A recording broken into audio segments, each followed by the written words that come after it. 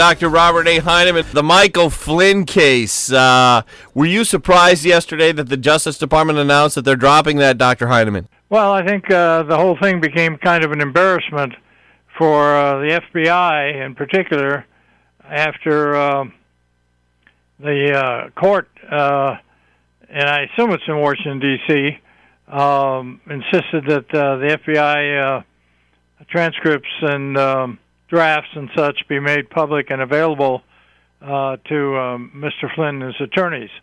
And then you had some other interviews that Comey had given previously where he suggested that he wouldn't have been able to get testimony from Flynn in the Obama or the Bush administrations because the White House was really pretty well organized by that time, but he took advantage of the fact that Trump was new, had new staff and such, and so they slipped in there and put Flynn in a pretty awkward situation.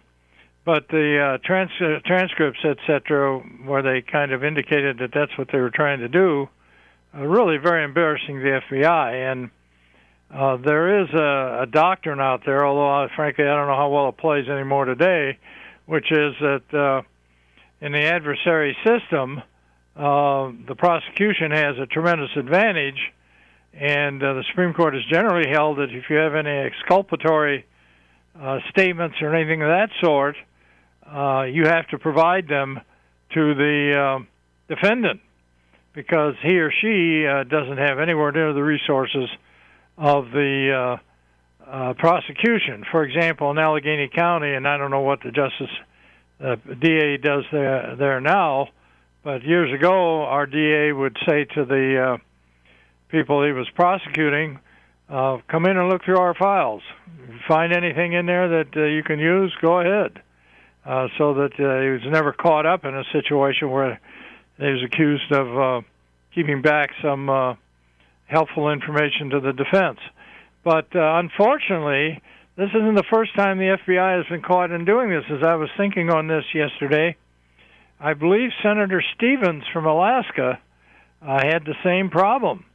They took, and again, if you're a Republican in the District of Columbia grand jury situation, anything of that sort, I mean, you're in serious trouble to start with.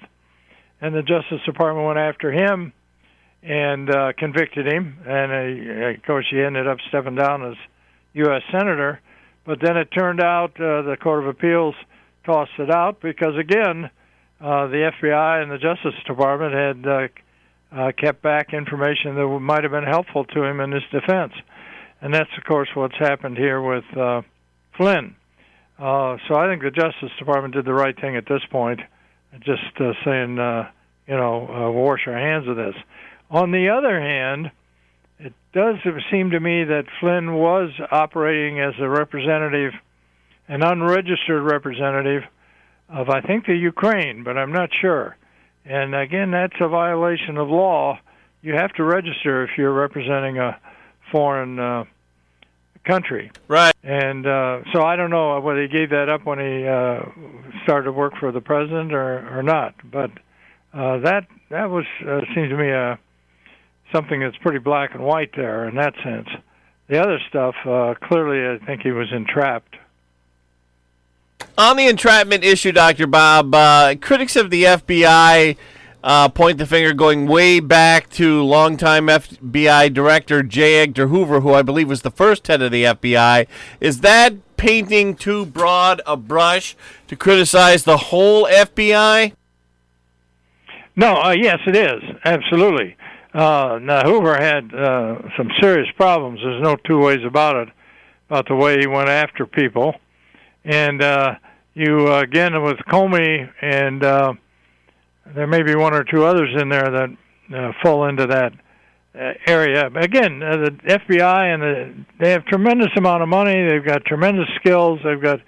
So you're really at a disadvantage when they come down on you. And typically, when they go after you, they don't stop because they don't want to. They don't want to be wasting the taxpayers' money, etc. But they've had some very good directors of the FBI So I'm not going to paint the brush across the board there. Plus, of course, we've had a number of our students are FBI agents and been very successful in the FBI, and they're very good people. So I certainly don't want to impugn the whole FBI structure there. But again, once you get into the Beltway and you get people like Comey who really think they're politically more adept than they are, you can run into serious trouble. Sure. Moving on to the topic, Dr. Heineman, of the federal court decision that came down this week about the Democrats' presidential primary in New York State. The injunction there, what did that do? Well, basically, the judge said that, and we mentioned this on a previous award-winning Newsmaker show, that Andrew Yang was, in fact, going to challenge that decision by the Board of Elections to simply eliminate the Democrat presidential primary in New York State, and suggested that he might have a case, which he did. The judge, and I think it was a woman, said that basically New York was trying to burden or prevent or suppress the ability of Democrats to vote for the candidate they wanted to vote for.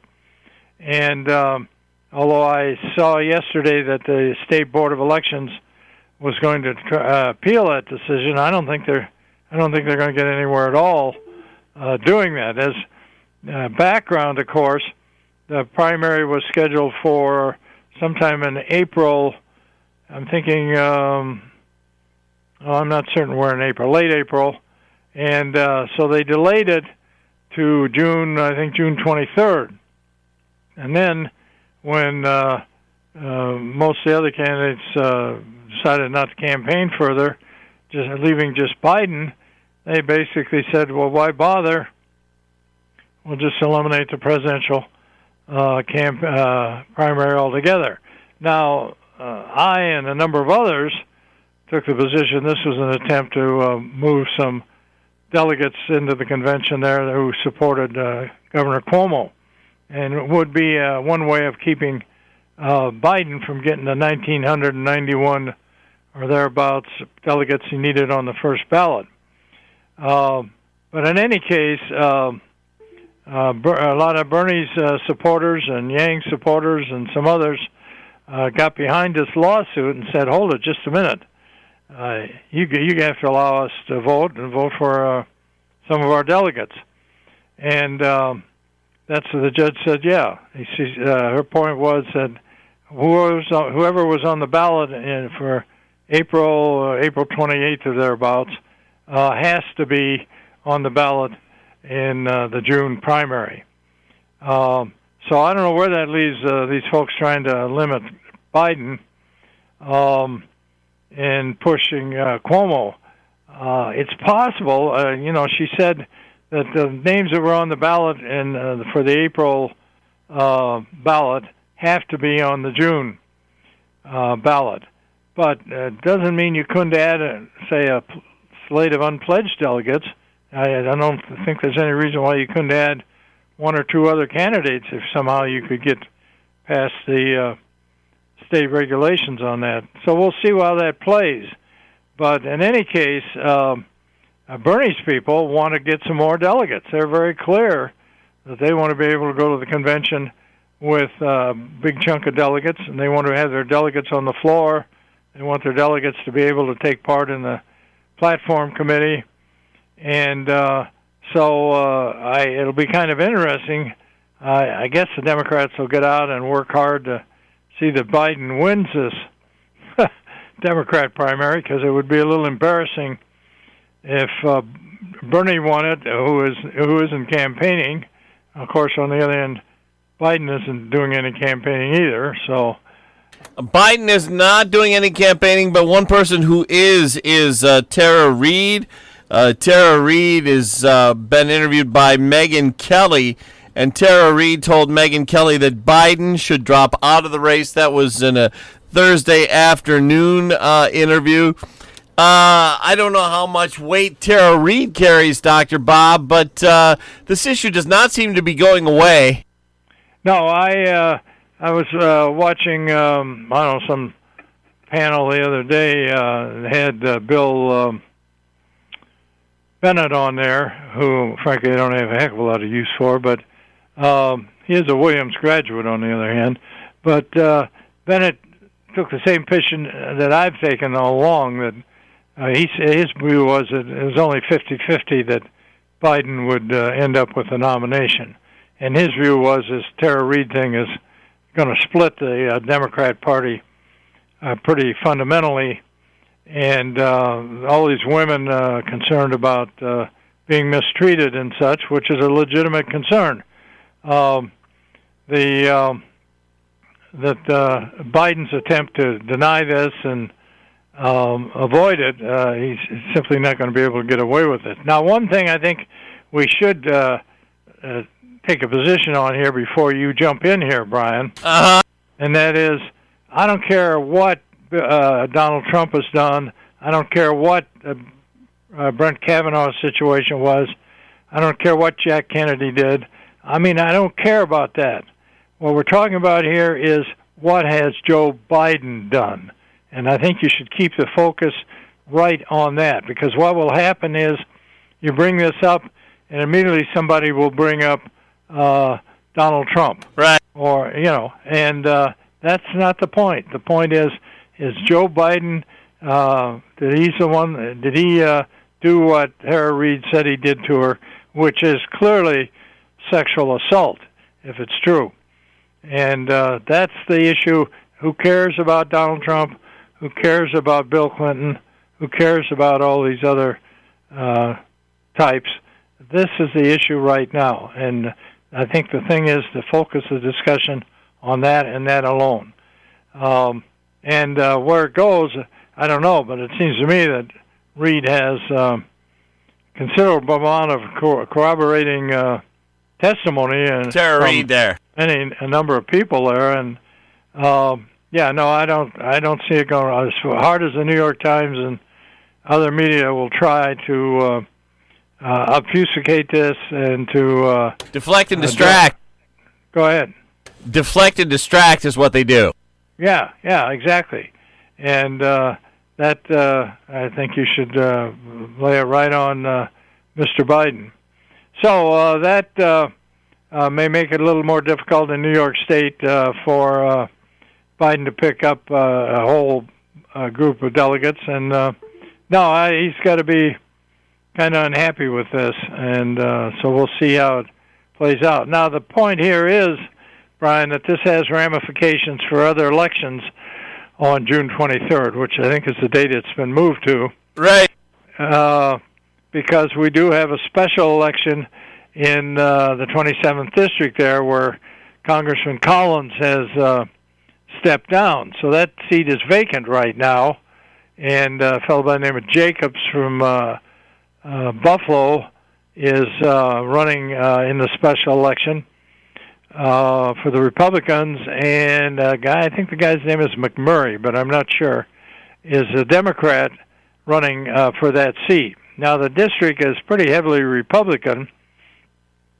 But on the other hand, if the Democrat presidential primary is going to be held on the same day, and there's no Republican presidential primary, then the turnout for the Democrats could be pretty heavy in that district. And Jacobs on the Republican ticket could be at a real disadvantage. So we'll have to see if that does flow over into the special election, which I don't see how it can avoid doing. And and plus you've got other primaries around too, which probably have some effect on one way or another. Now, this Chris Jacobs that you're talking about, he's a Buffalo area state senator. Was he the same Jacobs that was the Erie County GOP chair? I don't think so. I don't think there was one by the name of Jacobs. Okay. talking to Robert Heineman. Okay, you've been predicting that, and you alluded to this earlier, that Governor Andrew Cuomo is going to get pulled into the presidential race. Do you still stand by that prediction? Yeah, I think somehow they're going to try to blunt Biden's effort. But on the other, and again, another point we should make here on what the court has done, although I don't think the court touched on this, but one of the points that the Board of Elections for the state made was that here you're holding this primary and Biden's already the nominee, or sort of the de facto nominee. So why are we spending all this money for an election when we know what the outcome is? Well, that's not going to be very influential with any court, any reasonable court, because when you're talking about it being expensive and at the same time denying people a chance to vote, the courts are going to go with the need to provide people the right to vote. And so the expense issue, I don't think is going to play well, even if the Board of Elections appeals on that basis. And the other issue, of course, was the health threat, COVID-19 threat to the voters. And Cuomo himself has already said that we could allow all the voters to vote by absentee or by mail. So, and a number of states have done that. So you don't have to go down that road very far either. So we'll see. But it will be interesting because if there is an attempt to rev up some of these other candidates, it may well be that some of Cuomo's supporters will be out there trying to prevent Biden from picking up a lot of delegates out of New York State. It's just kind of interesting to see where Cuomo stands on all this. The elephant in the room that we've been pretty much avoiding for most of the interview, President Donald Trump. Dr. Bob, Trump's Middle East policy of pulling out of here and pulling out of there, how do you think it's working? Well, I think we're beginning to see some results here, some positive results, Brian. There are some indications that the Iranians are beginning to pull back from causing trouble in Syria and Iraq and some of these other places. And I know now that the United States is pulling its Patriot missiles out of Saudi Arabia. Apparently their feeling is that Iran isn't much of a threat anymore to the Saudis.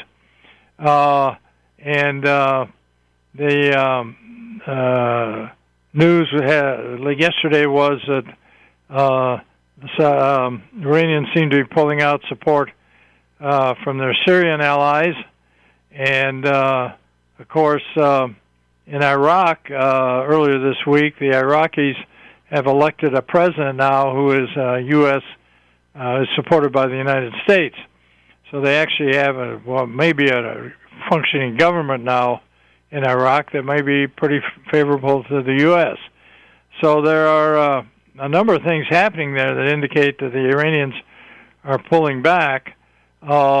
And there may be a number of reasons for that. One, first of all, we assassinated one of their leading generals here just, 5-6 months ago, was it? Right. And they may also be having real problems with the virus. Nobody knows clearly how that's affecting their armed forces and the country as a whole. And additionally, we have got some heavy sanctions on them economically.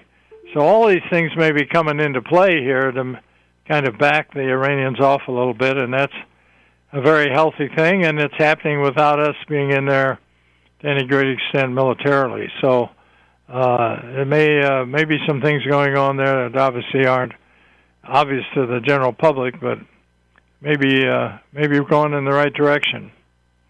Dr. Heineman, on Thursday afternoon, and this is from Fox News, the Senate failed to override President Donald Trump's veto of legislation that would have curbed his ability to unilaterally launch military action against Iran without Congress's approval. It says the Senate needed a 2/3 majority but came up short with a 49-44 vote, meaning that Trump's veto stands. What does this mean? Well, it simply means that Trump is protecting the prerogatives of the president, and that stands as kind of a precedent for presidents to come. No president likes the idea that somehow he's got to have congressional approval to move in these areas. Now, obviously, he needs congressional approval to declare war. But we don't declare much war anymore. But the fact is, in this day and age, and it goes way back to the idea of executive prerogative, the idea that somebody has to be able to act secretly and somebody has to be able to act quickly when there's an emergency. And and that's Trump's view, I think, is that when you're dealing with Iran or some of these other Middle Eastern countries, you may need to act quickly, and you may need to hit them quickly and hard. And he wants to be able to remain to do that. It's kind of interesting. So they didn't even get a majority to override it. The best they could do was 49. 49-44, it said. Yeah. Well, that's not 2/3, Brian. No. Let me do the math here. No, never mind. Please. It's going to take some time, Doc. Yeah. The other thing we should be talking about one of these days, although we don't have to talk about it here, is our dealing with China and the ability of the military to anticipate perhaps some kind of confrontation with the Chinese. As is typical in these situations, we have a tendency to fight the last war or the last effort, and right now our forces, I think, are pretty well set up to fight the kind of insurgencies and opposition that we've been meeting in the Middle East. But if you're talking about dealing with the Chinese, I think you have to deal with quite a bit different approach. And one of the things that's happening that we should be aware of is that they are trying to revamp the Marine Corps. Now, one of the most effective fighting forces in the world, ignoring the Gurkhas, for example, and one or two others there, has been the 16-man infantry unit, rifleman unit in the Marine Corps. That has been a tremendously effective military force. But in terms of dealing with the threat that the Chinese pose, the commandant of the Marines thinks that the Corps should be refocused into a more diffuse kind of basically amphibian naval protection operation. So we'll see how that plays. I kind of worry about when you start messing with something that's worked pretty well. But the Chinese now have developed an ability with drones and missiles to take out our aircraft carriers and things of that sort. They really have a very effective defensive and which could become offensive strategy and reserve of forces. And so somehow the argument is that we have to change our whole approach there in the Middle East.